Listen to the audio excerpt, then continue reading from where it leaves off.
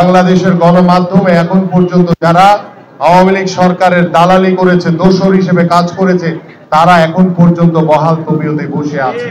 এবং আরেকটি বিষয় উল্লেখ করতে চাই, আমরা ইদানিং দেখছি যে উপদেষ্টাদের পিএসরা শত শত কোটি টাকার মালিক হয়ে যাচ্ছে। কোথায় পেল তারা এই টাকা? এই টাকা কাদের? এই টাকা এই দেশের জনগণের। আজকে যাদেরকে এত রক্তের বিনিময়ে তাদেরকে দায়িত্ব দেওয়া হয়েছে উপদেষ্টা হিসেবে, সেই উপদেষ্টাদের নির্দেশনা ছাড়া তো পিএসরা কোনো দুর্নীতি করে নাই। উপদেষ্টাদের নির্দেশনা আছে, সেই জন্য পিএসরা দুর্নীতি করেছে। আমি খুব দৃঢ়ভাবে বলতে চাই, উপদেষ্টাদের বাসায় যান, পিএসদের বাসায় যান, এত টাকা হাত দিয়ে তো গলা সম্ভব না, টাকা গোনার মেশিন পাওয়া যাবে। তাই আমরা দৃঢ়ভাবে প্রত্যাশা করি বাংলাদেশে যারাই দুর্নীতি করেছে তাদেরকে বিচারের আওতায় এনে অবশ্যই বিচার করা হবে। সে যেই হোক, কাউকে ছাড় দেওয়ার কোনো সুযোগ নাই। এই অন্তর্বর্তীকালীন সরকার তারা দায়িত্বভার গ্রহণের পর থেকে তারা সংস্কারের কথা বলছে, তারা স্বৈরাচার শেখ হাসিনা সহ তাদের বিচারের কথা বলছে, কিন্তু গত 10 মাসেও আমরা কোনো সংস্কারের কোনো কিছু দৃশ্যমান দেখি। আমরা গত 10 মাসে কোনো স্বৈরাচারের কোনো বিচারের আওতায় এনে তাদের কোনো বিচার করা হয়েছে বা তাদেরকে কোনো রকম প্রেশারাইজ করা হয়েছে, সেরকম কোনো কিছু আমাদের চোখে পড়েনি।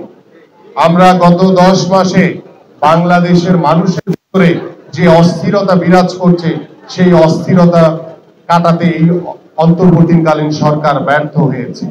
বাংলাদেশের রাষ্ট্রীয় সকল প্রতিষ্ঠানে এখন পর্যন্ত স্বৈরাচারের দোসররা, প্রেতাত্মারা বহাল তবিয়তে বসে আছে। এই অন্তর্বর্তীকালীন সরকার বোধহয় চোখে দেখছে না তারা, যে এখন পর্যন্ত যাদের বিরুদ্ধে গত 17 বছর আমরা যুদ্ধ করেছি, হামলা মামলার শিকার হয়েছি, আমাদের শত শত হাজার হাজার নেতা কর্মীদেরকে হত্যা করা হয়েছে, ছাত্রদেরকে হত্যা করা হয়েছে, আমাদের বহু ভাইদেরকে বরণ করে এখন অসহায় জীবন যাপন করছি। যাদের জন্য আমরা এত জান মাল দেশের ক্ষতি হয়েছে, সেই অবৈধ দোসররা এখন পর্যন্ত বিভিন্ন স্থানে বহাল তবিয়তে বসে আছে।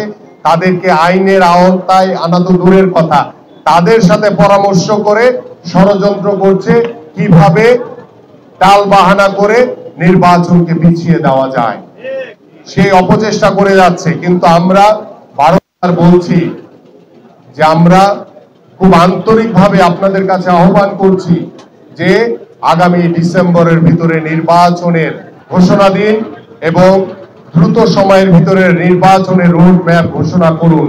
কারণ আপনারা গত 10 মাসে বাংলাদেশের মানুষ যে আশা, যে প্রত্যাশা রেখে আপনাদেরকে দায়িত্বভার দিয়েছে, সেটা আপনারা এখন পর্যন্ত পূরণ করতে ব্যর্থ হয়েছেন। আজকে দেখেন আমাদের যে বাজেট পেশ করা হয়েছে, বাজেট নিয়ে আমাদের সিনিয়র নেতৃবৃন্দরা বক্তব্য রেখেছেন। আমি শুধু ছোট্ট করে বলতে চাই, ঋণ দিয়ে ঋণ পরিশোধ করা। গত 17 বছর স্বৈরাচার সরকার ঋণ করে ঋণ পরিশোধ করেছে, কিন্তু বাংলাদেশের মানুষের কোনো মান উন্নয়ন হয়নি। ঠিক এই অন্তর্বর্তীকালীন সরকারও, আপনারা নিশ্চয়ই বাজেটের বিষয়টি দেখেছেন, আপনারা সে একইভাবে ঋণ নিয়ে ঋণ শোধ করার মতো অবস্থা তারা তৈরি করেছে। আলটিমেটলি বিগত সরকার যেভাবে বাজেট করেছে, এই অন্তর্বর্তীকালীন সরকার ঠিক একইভাবে তারা বাজেট পেশ করেছে।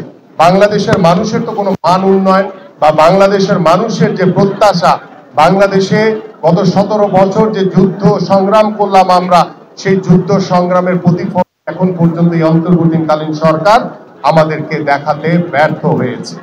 অন্তর্বর্তীকালীন সরকারের কাছে আমরা আহ্বান করি যে আপনারা দ্রুত সময়ের ভিতরে নির্বাচন দেন। কারণ নির্বাচনের মাধ্যমে যখন একটি জনগণের সরকার প্রতিষ্ঠিত হবে, জনগণের সরকার প্রতিষ্ঠা হওয়ার মাধ্যমে বিভিন্ন জায়গায় যে আওয়ামী লীগের দোসররা রয়েছে, প্রেতাত্মারা রয়েছে, যারা দেশে বিদেশে এই বাংলাদেশের জনগণের বিরুদ্ধে ষড়যন্ত্র করে যাচ্ছে, এই অন্তর্বর্তীকালীন সরকারের বিরুদ্ধেও তারা ষড়যন্ত্র করে যাচ্ছে, সকল ষড়যন্ত্র বন্ধ হয়ে যাবে যখন একটি অবাধ সুষ্ঠু নির্বাচন বাংলাদেশের মাটিতে হবে।